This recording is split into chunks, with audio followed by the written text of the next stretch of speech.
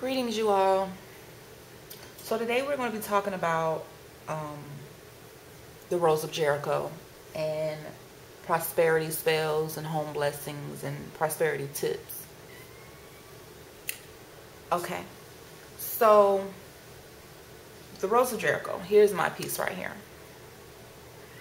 and I purchased this piece for $6.95, and that's on the higher end. This is a very affordable plant. It normally goes for about $3-4-ish and some change. But like I said, I purchased mine for $6.95. Won't be doing that again. Okay. So the Rose of Jericho is a very sacred plant. It's good for bringing peace, abundance, and power into your home, into your office space. It's also said to erase negative influences. The Rose of Jericho is also known as Mary's flower, stone flower, rose of the Virgin, among other names. Okay. Legends say that the Virgin Mary blessed the eternal plant during her and Joseph's journey to Egypt. In Spain, it is considered to be connected to the Holy Trinity. Okay. Also, in some houses, and I say that some houses in Haitian voodoo, the plant is used to cure possession. And I can remember as a child, my dad's mother, not my dad that's in my cooking videos, but my real dad, his mother would always have these present during her rituals. Let's see. It's also said to be sacred to Shango due to the story of Shango committing suicide and coming back to life. This is considered, and it's also called a resurrection plant. So Christians use it a lot as well. Stop it! Damn cat. Sorry. Christians use this as well. It's sacred to them. A lot of them, well, actually, let me go back to Shango. Keeping this in a shallow body of water on Shango's altar is also said to be good, and you'll get blessings from Shango. Like I said, this is considered a resurrection plant, so it is used by Christians as well. They bring it out during Christmas time and Easter. In honorance of Jesus Christ. So yeah, it has a very, very, very interesting background. Okay. Let me check my notes to make sure I got all of that. Yeah, okay. So it is my belief that the Rose of Jericho has a spirit attached to it. A desert spirit, a plant spirit. Okay. And I'm a firm believer, and let me zoom in a little bit more. Do not piss off the spirit of this plant. Okay.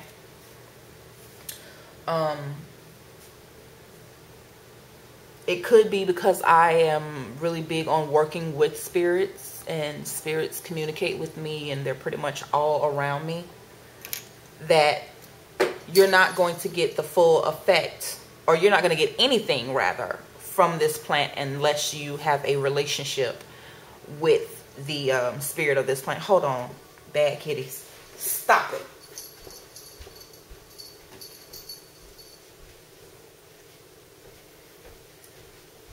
Y'all not going to work my nerves today. I won't allow it. Okay, sorry about that. Okay.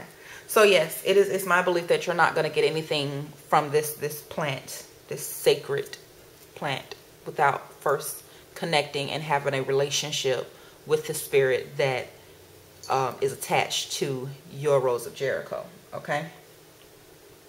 So that's what we're going to focus on today, actually connecting with that spirit, and before you can go on and ask of anything from the flower, from the rose. Okay. So, excuse me, what you're going to need for that, of course, your rose, a basin to keep it in with the water, and 3 candles. Okay, now you can use tea light candles. I purchased these from the Dollar Tree. You get 16 of them for $1, so I stack up on those. I usually get like 10 packs at a time when I go. Also, chime candles are really good. White is preferred. Okay. So that's what you're gonna need. Now you're gonna need 3 of them. So here are mine that I'm gonna be using. Okay. And you're gonna place them in a triangle formation around your rose. Nina, be nice, okay? All right. Now, let me give you a few tips about this before we even get started. And this is just out of respect for the plant so that you don't murder the plant, okay? Okay. Now this can easily grow mold. So because of that, you don't want to drown or swamp or just completely engulf your flower in water, okay? It should merely rest in shallow water, and there should be no water atop of the plant. And you'll see what I mean once we actually resurrect this plant, okay? All right. If the plant grows mold, you have destroyed it, and hence you have pissed off the spirit. You don't want to do that. So you want to make sure that you take very good care of this plant. I can't stress that enough. Take care of it, and it will take care of you. Give to receive, okay? All right, now sources of water to use. I personally am going to use spring water. I use spring water in everything. I am a very big advocate against using tap water, but that is my choice. It's not something that is set in stone, because if you think about it, back in the olden days, witches, brujas, root workers, sorcerers, whatever you refer to yourself as, they did not have access to such luxuries as we do today, having distilled water and bottled water. So if all you have is tap, then by all means use tap. Other good sources of water. Holy water would be a great source of water. Rainwater. If you live in a place that snows in the wintertime, you could use the melted water. You can use the water from the melted snow. That's good. Basically, water from any sacred space is a great additive. Just make sure that your water is healthy, okay? If you don't have access to any of that, like I said, spring water or distilled water is a good choice. Okay. So yeah. Talk about some of the uses of the plant. You can use the water to wash graves or to wash your ancestor altar, because it is, like I said, is considered a resurrection plant. So you can use that water to wash graves or your ancestor altar, to receive messages from them through divination or dreams. You can also sprinkle the water around your house or yourself, or you can even make a floor wash and use it weekly, because you have to change the water out weekly or it'll grow mold and it'll be stinky. So you can use that water to wash your home, to wash your walls, to wash your door weekly. Doing it that way also ensures that you're also constantly have that energy going, because you're doing a prosperity or home blessing spell on a weekly basis. So that's really good. You can also use this to make Rose of Jericho water, which is also considered holy water. Now here are the shakes that are left over in my bag that my rose came in. You could also use that to make Rose of Jericho oil. You can use that, put it in a glass bottle and fill it up with your carrier oil and make Rose of Jericho oil, which is really good for rituals. You could also use this portion of it, or the shakes from it, It's also used as an ingredient in powders, incense, oils, like I just said, as well as baths. Let's see. Okay, yeah, so that's pretty much it on that. The rest of the stuff that I have for you. Bad kitty, get down. Sorry. A little bit later we'll get into spell tips. Okay. So what we're going to talk about now is connecting to the spirit that's housed within your plant. Okay. It is said that the plant houses desert spirits, and if you treat the plants with respect, the spirits can cause you. Or actually, if you don't treat the plant with respect, the spirits can cause harm to you. However, if you respect the plant and you take good care of the plant, the spirits will bless you and protect your home and will be very helpful to you. Okay, so let's get started. This is the water, like I said, I'm going to use. And if you don't feel comfortable with just using, you know, what is this? Spring water. You can always bless the water yourself. Okay, so you could say something, get some energy going. You can say something like, let's see. For the good of all, I bless this water now.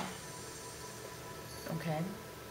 Or for the good of all, I bless this water. Now it becomes a vehicle of protection and love by the divine power of the spirits. Okay. And you put that energy in there, and there you have blessed water. So you can repeat that a couple of times, 3 times, 7 times, and so on and so forth. Okay. So what we're going to do now is we're going to light our candles. Our candles have been set again in a triangle formation around our plant.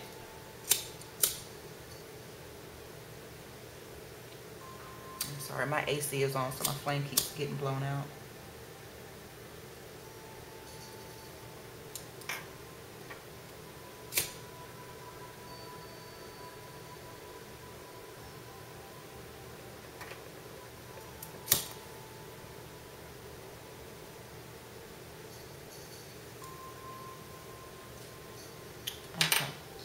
So what you want to do now is ground yourself.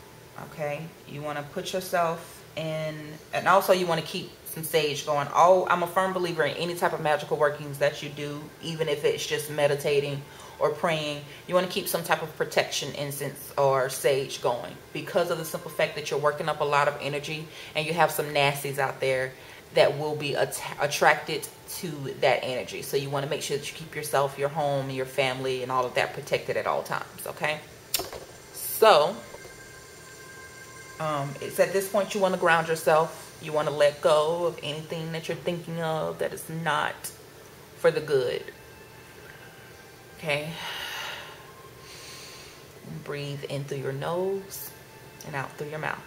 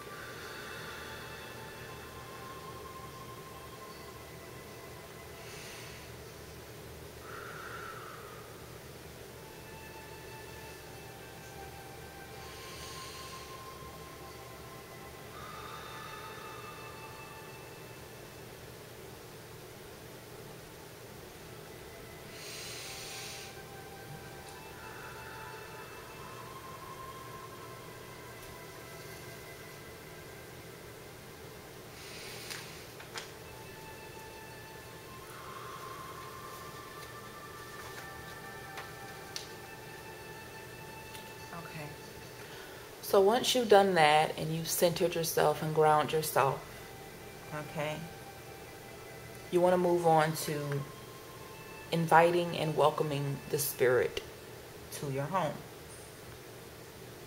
Okay. So what you want to do at that point is pour your water into your basin.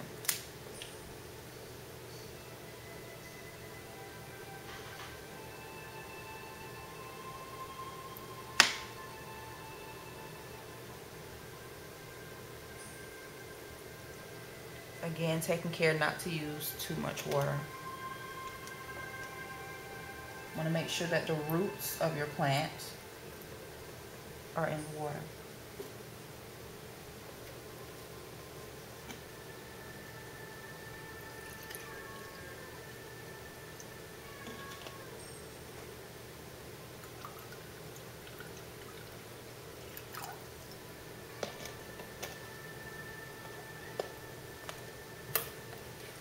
Okay.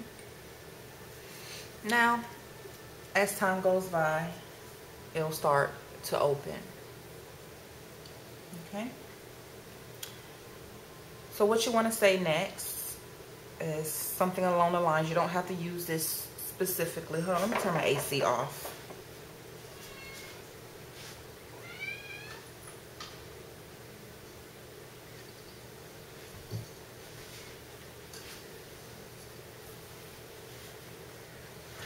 Sorry about that.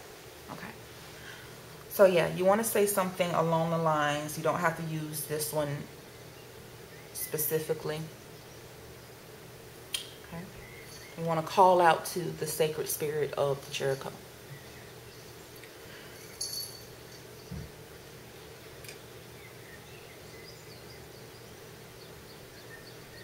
Spirit of the sacred rose of Jericho, welcome to my home. My name is, and say your name. I commit to honor and protect this rose.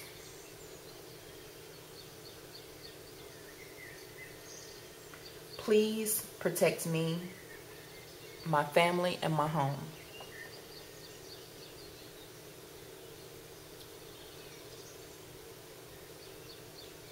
Then you can ask the spirit, once you feel their presence, what their name is. Okay. Now, if the spirit reveals his or her name, you want to keep that to yourself. If you don't hear a name, or if the spirit does not reveal their name, you want to repeat this process after 7 days of prayers and meditation over the rose. Okay. This shows the spirits that you're consistent, okay, and will be true to your word. You'll be true to your word of honoring the rose and caring for the rose, okay? Stop. Sorry about that. Okay. Yeah, so this will show the spirits that you're true to your word and that you're consistent. Okay? At that time, the spirit may reveal their name to you. If they don't worry about it. When the spirit is comfortable and confident in you, they'll give you their name. Okay? You just have to keep repeating the process every 7 days. Okay? Yeah, so you want to make sure that you do that.